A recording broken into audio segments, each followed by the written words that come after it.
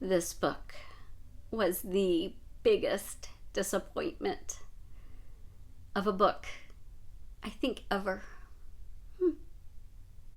Hello, beautiful people. My name is Kristin. Thank you so much for stopping by my channel. If you saw from the thumbnail, this is probably going to be an unpopular opinion, but I do want to put it out there. One, if you're considering picking up this book just to have a different perspective and to decide if this is a book that you want to pick up and spend your time and money with, or two, if you've read it, I don't mind at all people disagreeing with me, not in an ugly kind of way, but in a helpful, have some conversation kind of way. I will switch to spoiler to also give that side of the opinion. So I won't say anything spoilerish until after I give you the fair warning. So Kristin Hannah's The Women.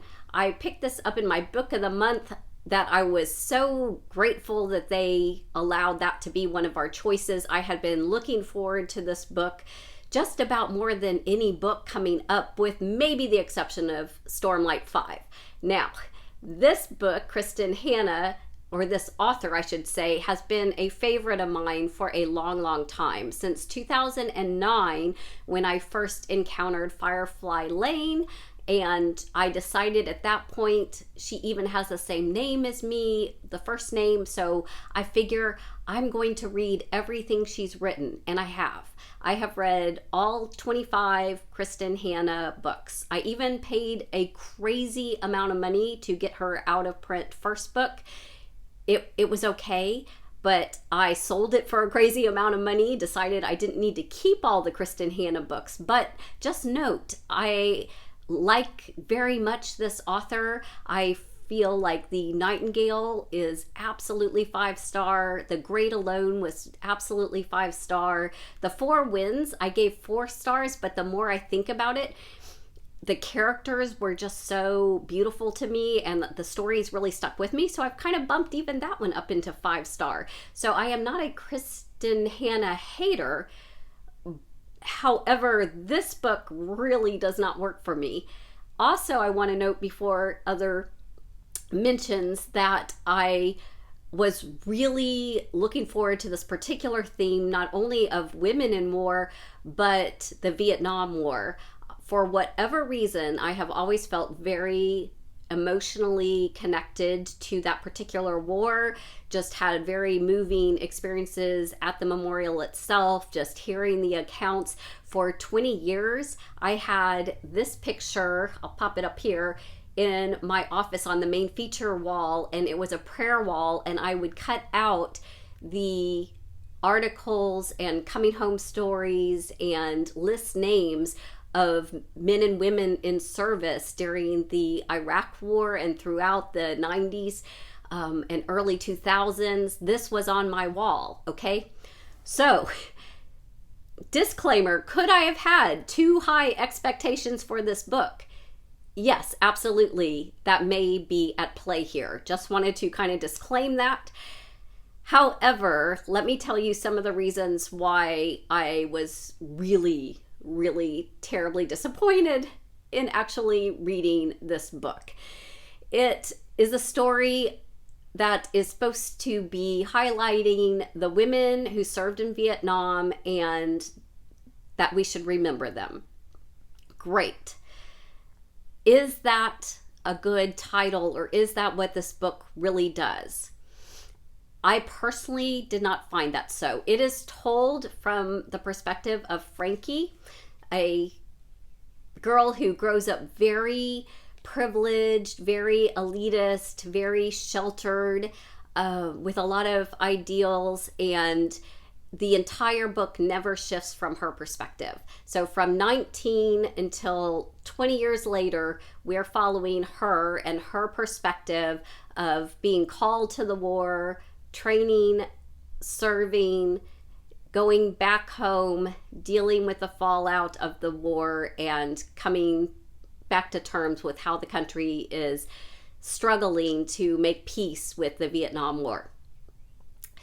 She does encounter a couple of hooch mates that she lives with And they are lovely women with beautiful voices that we don't get to hear very much of, or certainly not enough of.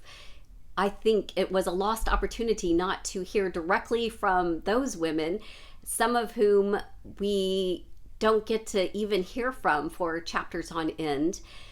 And then I come to the biggest trouble for me was the pacing of this book. So right from the beginning, so this is still spoiler free, right from the beginning, she feels like she has this call based on her family values, based on her brother getting called up to service and wanting to, follow her brother who she's close to. So she basically has this fast track, and there's some explanation for it, but really it's completely unrealistic and unbelievable that somebody could decide, be trained, be over there, and be so ill prepared. It's almost like she says, I know I'm ill prepared and ill trained, put me over there, and now I'm all angsty and upset that nobody's telling me what to do or how to do it, and I'm struggling to survive. And there was a review by a Vietnam vet nurse who said, no, there's really no way that could have happened. So right from the beginning, the pacing felt very off. You would have some major twist or event happen, and then it would be dealt with in sometimes a paragraph, usually no more than a chapter for sure. Things would jump around time-wise very far into the future in big chunks without fully allowing us, the reader, to process things or to deal with things or to have the narration of Frankie tell us how she was dealing with it. There would kind of be some mentions or bringing up of certain events that I felt like Kristin Hannah was trying to pay homage to certain things that had happened historically, or to certain maybe personal stories that she had heard that she wanted to include, but they felt to me very jarring and just disjointed and not kind of blended together in a narrative that felt authentic or genuine. It just felt a little manipulative, like you were trying to be led too much into whatever was being said, but I didn't think it was being said well. And that was hugely disappointing and shocking, quite frankly, from what I've come to expect from this author and what I was anticipating from this kind of storyline. The romance aspect of it felt very cliche, very jarring. Again, the kind of juvenile discussions and dialogue, and it was not up to what I think is her best writing that she can do. I really wish that there had been less of the focus on romance and coming of age versus coming to adulthood through the atrocities of war and needing to step into that adulthood in order to save lives and to become the person that she was intended to be, and how she was going to lean on other women and other strong people around her in her life that were going to help her get through it. And that would have been a beautiful story. And it was probably too much history to really do justice in this size of book. It might have even been a good sequel kind of situation where you had one part war, one part coming back home. Or she's got the beautiful writing skills and magnitude that she could have been telling the story from like present day with flashbacks.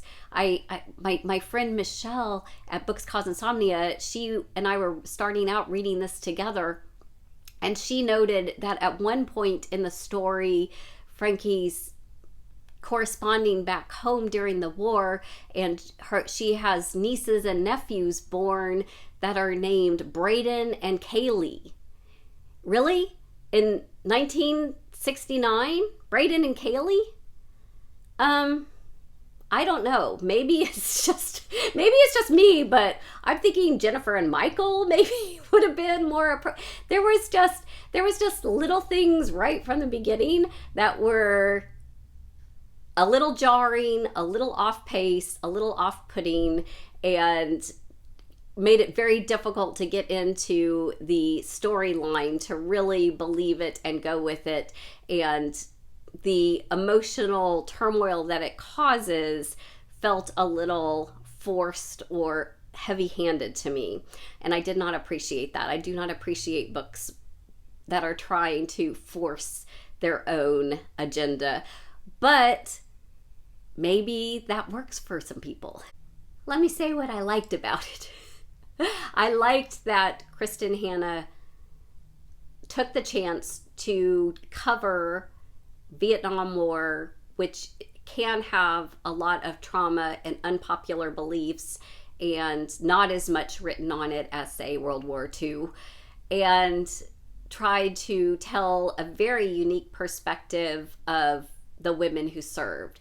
I think that is very honorable, and I was really, really looking forward to that, and I think that was a great choice. I think that might be all I have to say that's positive. So, unfortunately, I don't think this is a book that I can really recommend to just about anybody. I do not know who I would recommend this book to, but I can say that I know I'm a very, very small minority in my opinion about this book. So what I have to say is, if you're considering reading it, listen to some people that you follow or you agree with their opinions and hear what they say about the book and why they love it. And if those reasons are reasons that you also would love the book, then by all means pick it up, because I plan to continue to be a Kristin Hannah completist. So I will read her books in the future. I will continue to recommend The Nightingale and The Great Alone and some of her other works to people specifically that I think would specifically love those books. However, this just unfortunately was not one of those books for me. Now that I've said that, I will pause here. Spoilers, spoilers, spoilers. Okay, did you go away if you are still thinking about reading the book? Or you're going to go find something? Okay, bye. If not, last warning. Okay, y'all. For those of you who have read this, or maybe you don't plan to read it at all and now you just want to hear why you are happy that you didn't read it. But for those of you particularly who have read this, particularly if you liked, tell me what moved you or what was really awesome about it. Because to me, this was just frustrating all along the way.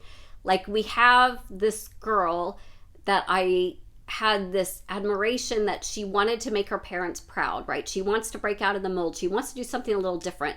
So the boy at the party tells her women can be heroes too. And she's like, great. My dad gets so proud of veterans and, serving in the services. I can do something too. I can be a nurse and serve. And then in less than a year, she gets trained for a nurse. She gets ready to go, accepted into the Army, has all her orders. And we know it's less than a year because they get the notice that her brother Finley has died in battle on his tour. And his tour is a year. So she's done all this in less than a year. Less than him coming back home. She already, has lost her brother, but now she's signed up and committed to go.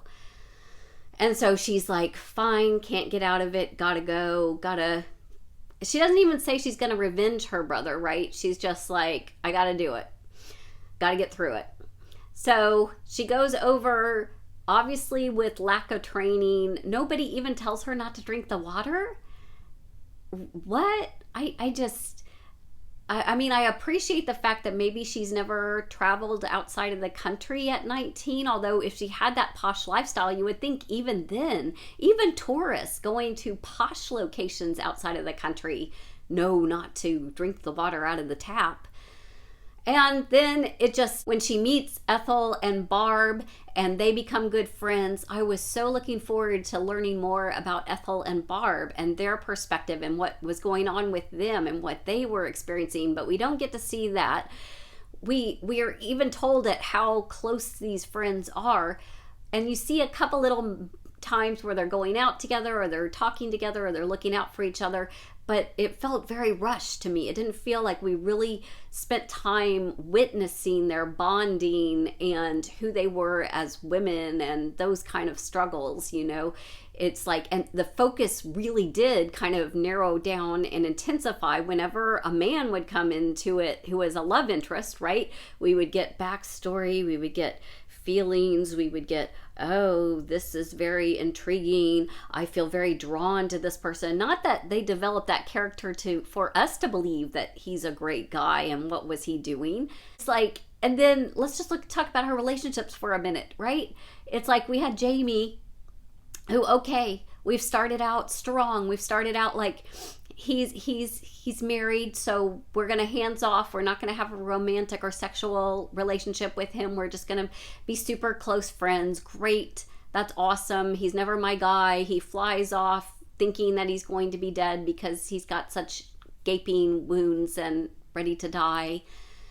And then, you know, we're reintroduced to the boy who tells her that she can be the hero, and I guess that was enough, that he is the love of her life because he said that we just, I mean, we didn't know much else about him, right?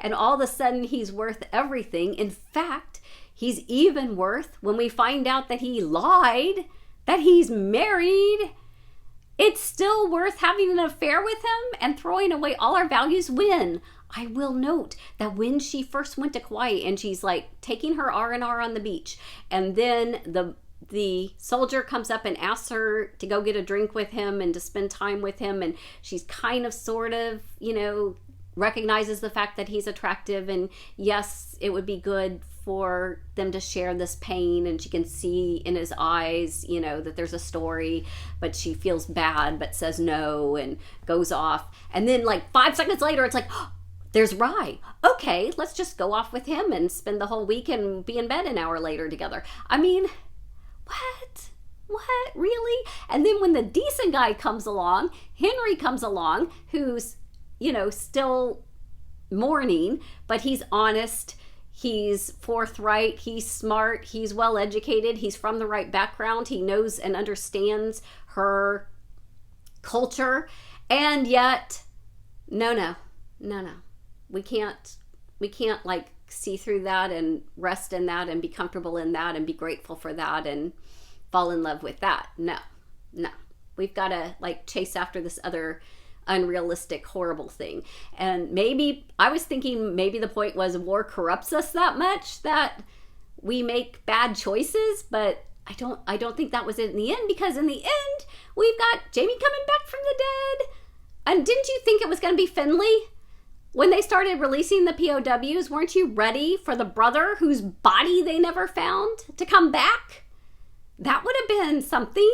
We could have had like some kind of reconciliation at the hero wall with the parents. I mean, it was a pretty good scene where the dad comes back and apologizes to her at the memorial. I did appreciate that. But man, then I felt like I was back in the Hallmark kind of cheese or whatever. I was like, I just y'all.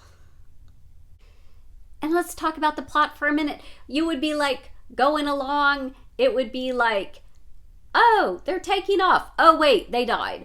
Oh, she's gonna drive a car. Oh, wait, she crashed. Oh, they're gonna go to a party. Oh, wait, the one person that we didn't want to show up showed up. Oh, we're gonna like, you know, go off and have a crisis. Now, here's the thing. Do you remember back in the 70s, they would charge like $3 a minute, which was a lot of money in those days. But every time she's in crisis, her friends, knock, knock, knock, they're at the door. Okay, like Chicago, Virginia, like this side of the country, California down here, they would just show up at her door. what kind of, what? What? Oh. It was such a letdown from a lack of any really character deep dive development. It was really good. I'll say something good. It was really good how she would give an overview of these are all the war situations. And then she would zero in and tell a specific story about here's the soldier on the table getting shrapnel out of his ass. And that was like, brought it to reality. Like when we know the names, when we know the faces, when we hear the individual stories, it makes the whole thing very much more tangible and accessible and helpful. And I wanted more of that.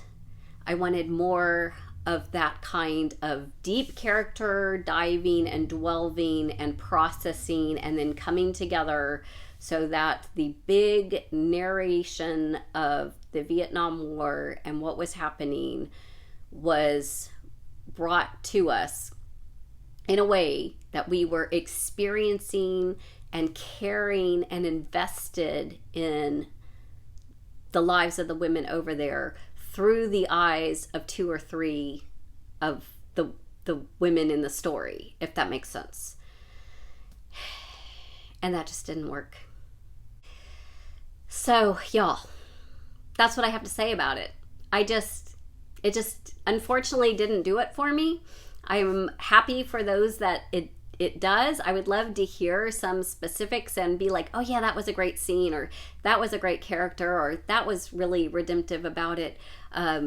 If there are spoilers, do the little ... in the comments so it doesn't ruin it for other people, puts the word spoiler but I would love to have some continued redemption, some continued happiness. I just really feel like this is down in the 1.5, 2-star kind of level for me. I just appreciate the choice to write the book. I just really didn't feel like this particular one worked for me, and I am sad about it. But there's lots of reading and lots of awesome books out there, and I hope that you will stick around for the ride. If you enjoy this kind of video and discussion and aren't subscribed, please do so. Give me a thumbs up, comment below. Thanks for stopping by. Appreciate it. Have a great day, y'all. Happy reading.